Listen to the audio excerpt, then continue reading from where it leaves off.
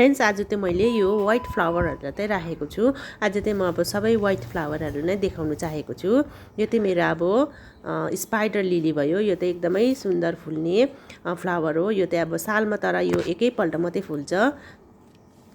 यसलाई चाहिँ अब तपाईहरुले कसरी लाउन सक्नुहुन्छ भने चाहिँ अब यसको चाहिँ अब फुलिसकेपछि चाहिँ यसको फेदमा चाहिँ सानसानो अब बलहरु हुन्छ, त्यसलाई चाहिँ तपाईहरुले कलेक्सन गरेर चाहिँ यसलाई लगाउन सक्नुहुन्छ। बाकी अब सालभरि चाहिँ यो हुँदैन, कति महिना चाहिँ अब यतिको लिफहरु मात्रै बस्छ। त्यसपछि चाहिँ यो सुकेपछि चाहिँ त्यो बल्बहरुलाई तपाईहरुले कलेक्सन गर्नुहोस्, त्यसपछि चाहिँ नेक्स्ट इयरको लागि लाउनुहोस्। यो पनि एकदमै सुन्दर फ्लावरहरुमा चाहिँ आउँछ। अब यसलाई चाहिँ अब तपाईले टच गरेर सुंग्नु भन्ने भए यसको स्मेल पनि एकदमै मिठो, एकदमै राम्रो छ यसको स्मेल पनि।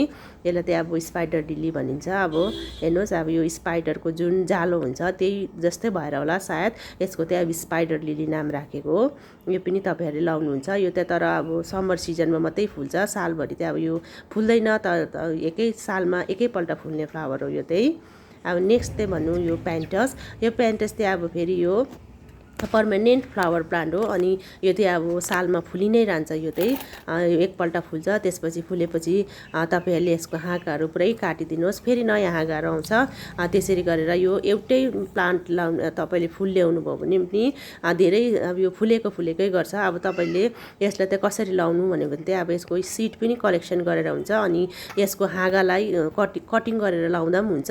त्यो भएन भने यसको फेदैबाट जरासँगै उखाल्नुहोस्, त्यसदेखिको अर्को गमला लाउनुहोस्। त्यसरी पनि अब यसलाई चाहिँ लगाउन सकिन्छ।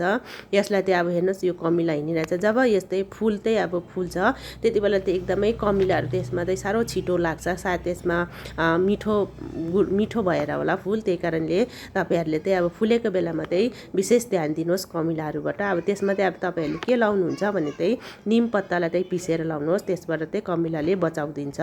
नेक्स्ट चाहिँ अब यो भयो मेरो अपराजिता। यो पनि एकदमै सुन्दर फ्लावर हो। यो चाहिँ अब लहरा टाइपको फ्लावर हो, त्यही कारणले तपाईहरुले यसलाई गेटमा पनि लाउन सक्नुहुन्छ। अन्त गमलामा लाएर अब तारले तपाईले कस्तो डिजाइन गर्नुहुन्छ त्यसरी पनि गर्न सक्नुहुन्छ। यो चाहिँ अब तपाईहरुले 2-3 वटा कलरमा चाहिँ तपाईहरुले पाउन सक्नुहुन्छ। यो चाहिँ मेरो व्हाइट हो, व्हाइट अब ब्लू धेरै 2-3 वटा कलर त्यसमा छ। यसलाई चाहिँ अब तपाईहरुले कसरी लाउन सक्नुहुन्छ भने चाहिँ यसलाई चाहिँ सिडबाट चाहिँ अब लाउन सकिन्छ। अब यो सुन्दर, एकदमै सुन्दर देखिने फ्लावर हो। हेर्नुहोस् कति सुन्दर देखिरहेको छ। यो चाहिँ अब हेर्नुहोस् मेरो यो सिडहरु हो।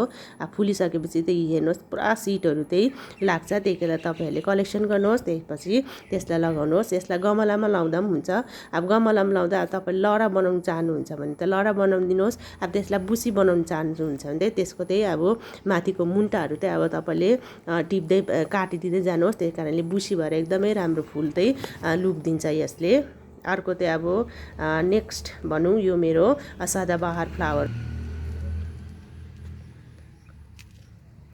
यो चाहिँ अब तपाईहरुले धेरै कलरहरुमा नै पाउनुहुन्छ, तर आज मैले विशेष व्हाइट फ्लावरलाई देखाएकोले गर्दा आज म व्हाइट मात्रै देखाइरहेको छु। अब यो चाहिँ तपाईहरुले हाइब्रिड पनि पाउनुहुन्छ, देशी पनि पाउनुहुन्छ। यो चाहिँ मेरो देशी फ्लावर हो। यसलाई चाहिँ अब तपाईहरुले कसरी लाउन सक्नुहुन्छ भने चाहिँ यसलाई पनि तपाईहरुले कटिङबाट पनि लाउन सक्नुहुन्छ। अनि यसमा चाहिँ फुलिसकेपछि चाहिँ सानो दाना भएको एउटा सिडहरु हुन्छ, त्यसलाई कलेक्सन गरेर पनि लाउनुहोस्। नै त अब तपाईको जमिनमा लाउनु भएको छ भने त्यतिकै जमिन मुनि पनि यतिकै उम्रिन्छ, त्यसलाई पनि तपाईहरुले गमलामा लाउन सक्नुहुन्छ। यो पनि एकदमै सुन्दर देखिने चाहिँ फ्लावर हो। अनि यो पनि सालभरि नै यसले फुलि नै रहन्छ। यो फुलिरहने नै फ्लावर हो, त्यही कारण यसलाई सदाबहार पनि भनिन्छ। हेर्नुहोस् मेरो यहाँ कोपिला पनि छ, एकदमै सुन्दर फ्लावर हो। तपाईहरुले लाउन सक्नुहुन्छ यसलाई पनि।